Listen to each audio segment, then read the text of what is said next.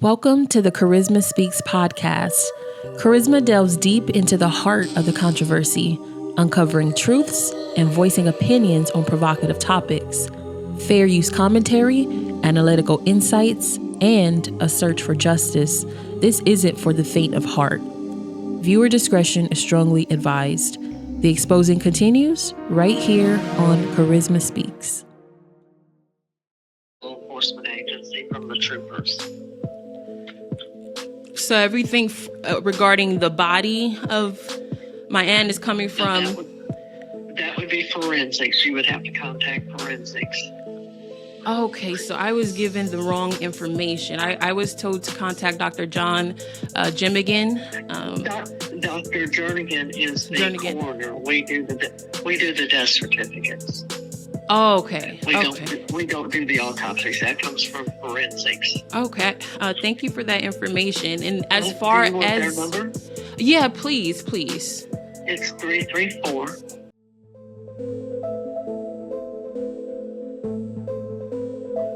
Hey, 334. Correct. Okay. And Okay. Thank you. I just have another question regarding the death certificate. When would that be available? Because I need to know what happened. As soon as the funeral home assigns it to us, and then we can get the report from forensics, and we'll take it from there. Do you know like a usual turnaround time that occurs? Usually within 5 days. Okay, so hopefully I hear something soon. Okay, thank you so much. We just want to make sure everything's going right. Okay. Okay. Thank you. Bye-bye. All right, y'all. That was Dr. John Jernigan's office in Montgomery County, Alabama. Okay, this information was available publicly in regards to contacting about information with Angela Stone, which we all know as Angie Stone, y'all. So let's go ahead and see what other information we are able to get. And then, because something is not right. It's like every time I call somebody, they transfer me to somebody else, or they're referring me to somebody else. It's like, why are y'all not doing y'all jobs? Why do we have to go through loops to get an answer? Oh, man. Okay, so it's so many inconsistencies I want to go ahead and cover with y'all. All right, it's so many inconsistencies. First and foremost, Angie Stone manager claims that Angie was headed to Baltimore. But was she? Because this directly contradicts other reports from CNN and other reputable news sources and credible news sources that Angie was coming from a ball in Alabama and she was going to Atlanta, is what every other report said, except for one report that I found that is a independent Alabama news affiliated with the major news stations. WSFA reported that Angie Stone's manager, she was telling them that Angie was headed to Baltimore. So today we're going to dive deeper into the mystery surrounding Angie Stone's tragic car accident, because new information has surfaced and the timeline is raising even more questions. Now let's start with Angie's last known appearance. Angie had just attended the 2025 Grand Marshal's Ball for Mardi Gras. This is one of Alabama's biggest events, because if someone was drinking, did they wait until they sobered up, or were they still intoxicated? Why didn't they go to a hotel to rest up for a few more days or whatever? Because it seemed like from the reports that they left directly from the ball. And again, if they were drinking and the driver was drinking, then it makes sense why the Sprinter would have flipped over. Okay, so we're just trying to find information. We don't want to be disrespectful. We don't want to pry, but the mainstream media is not telling us something. They're not telling us a lot. This is the actual flyer from the night, from that fatal night that Angie Stone allegedly was in a tragic car accident. Okay, so let me make this a little bit bigger so we can see the details here. Okay, so as you can see, Miss Angie Stone is right there on the cover and of this flyer as as the main performer, right? As the main performer, the star of the night, the starlet of the night. Grand Marshal's Ball 2025, unlimited alcohol. Unlimited alcohol. Now, I don't know if Miss Angie drank. If she still was drinking, we know that she had publicly disclosed that she was going through some health issues. So she also stated she took medication. So I don't know if that had anything to do with anything. Did she take medication? Did she drink alcohol? Did she not drink anything? Did someone give her something that made her sleep in that Sprinter? These are very, very important questions that we need answers to. And it seems like the more we ask, the more we don't get. I have spoken to now the police department, the Alabama Forensic Department, and no one has provided any type of information about this case. High profile cases. Let's talk about it, because that's the same thing they said about Tupac and Biggie, and they still don't know who killed them. Is this going to be another one where no details are given to the public?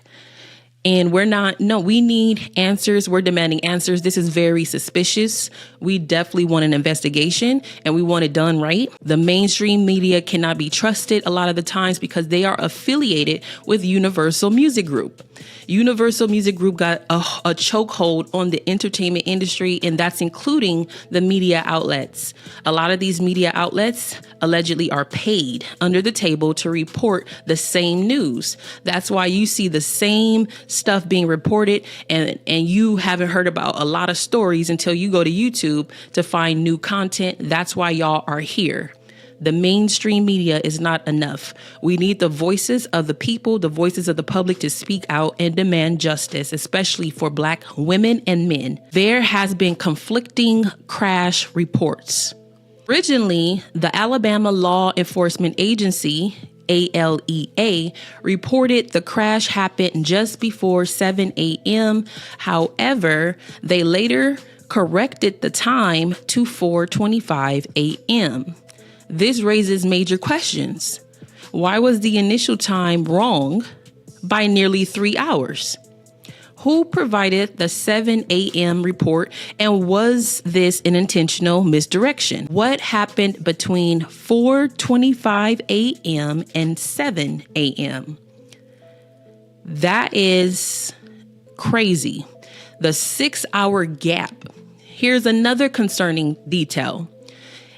ALEA troopers didn't clear the scene until around 11 a.m., according to reports, news reports. That's nearly 7 hours after the crash. Like, come on now. It takes that long. It takes 6 hours to clean up a crime scene. It takes that long. In some instances, it does. But in this case, with the conflicting time about when the accident allegedly occurred, they said 7 a.m. at first, and then changed it to 4:25, and now they're saying that it took until around 11 a.m. to get everything settled. So from 4:25 a.m. to 11 a.m., it took that long. Usually it's not that much traffic at 4 a.m, which is probably why they decided to leave the ball to get a head start on the traffic. I don't know how bad Alabama traffic is. February 28th going into March 1st, I believe, because some reports say late February 28th and some reports says March 1st. So there's another issue. So from all the information that I collected and marinated on, right? It seems as though she went to the ball. She had a ball with her team, and some people who maybe was affiliated or associated with UMG had to be there. Okay. In my opinion, who else was there? Okay. So let's get back to the crime scene though. Again, ALEA troopers didn't clear the scene until around 11 a.m. That's nearly 7 hours after the crash, allegedly. This leads to even more questions, such as why did it take so long to clear the scene? Were there delays? Were there delays in responding to the crash? What exactly was happening during those missing hours? So that's exactly what we need to know. Now, there's confusion over Angie's destination. As I mentioned earlier, her manager, Deborah Champagne, reportedly is her manager, according to WSFA. Champagne said that Angie was going to Baltimore, not Atlanta. She said she was going to Baltimore for a CIAA basketball tournament that was happening. I guess that was happening around that time, allegedly. Well, what's the problem with that? The problem with that is Angie crashed on Interstate 65, which is not a direct route to Baltimore. So was she actually headed to Baltimore, or was someone taking her somewhere else that she didn't expect or wasn't aware of? So we want to get into some theories here. These are just theories. This is not the facts. We're just asking questions. We want to know what really happened. What really happened? Because given all these inconsistencies, we have to ask, did something happen at the Mardi Gras ball? Right? Did something happen at that ball before she left? Did something happen at the Mardi Gras event that changed Angie's plans?